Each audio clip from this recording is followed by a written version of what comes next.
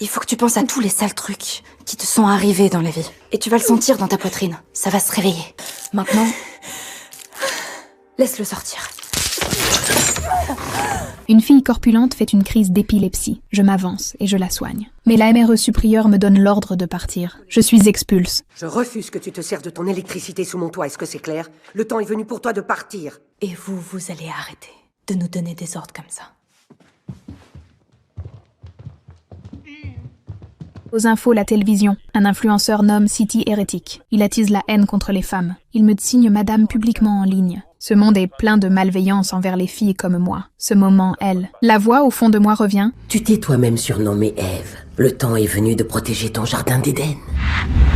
De nombreuses arrestations ont été signalées dans des états où Urban Dogs a de nombreux fans qui les suivent sur les réseaux sociaux. Voilà le pouvoir que tu dois apprendre à manier. Cette nuit, elle. Une fille force la serrure pour récupérer son téléphone confisque. Elle veut juste parler sa fille de 3 ans, Riley. Je lui dis que c'est possible. Il faut que tu penses à tous les sales trucs qui te sont arrivés dans la vie. Et tu vas le sentir dans ta poitrine. Ça va se réveiller. Maintenant, laisse-le sortir. Elle réussit passer un appel vidéo avec sa fille. Le lendemain, je vais au bord de la mer. Je découvre que l'eau peut devenir un relais. Je peux agir distance sur les autres. La fille d'un pasteur doute de mon pouvoir. Je lui dis que ma force vient de Dieu et que Dieu est une femme. Mais regarde, si ça, c'est pas la preuve que Dieu existe, alors je sais pas ce que c'est.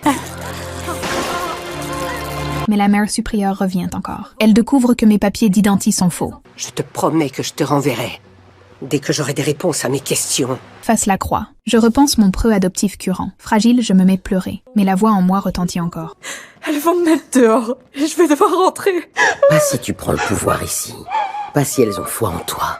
La foi, c'est le pouvoir. Soudain, des cris l'extérieur. Savannah a disparu. Dans la salle de bain, un couteau ensanglant. Nous la cherchons partout. On la retrouve finalement sur le toit. Je la sauve. Comme ma mère a le géo, ils ont décidé de placer Riley dans une famille d'accueil. Ok, écoute, on peut ramener Riley ici si on veut, mais Savannah, si on le fait, ce sera avec toi, d'accord? Ce soir, nous sommes assises autour d'un feu de camp. Chacune partage ses blessures. Et ça, tout le monde nous le fait bien sentir qu'on a perdu à la loterie de la vie. Il y avait des photos de moi à poil qui circulaient dans le bahut. Des photos sales. Quand j'ai eu 9 ans, j'ai dit à maman ce que mon oncle m'avait fait subir. Elle l'a très mal pris et elle m'a frappée au visage comme une folle. En voyant la souffrance des autres, je prends une décision. J'emmène toutes les filles vers le camp et je leur dis. Il n'y a jamais eu de Dieu pour les filles comme nous. Ils nous disent que nous ne valons rien et nous supplions. Nous sourions et nous disparaissons.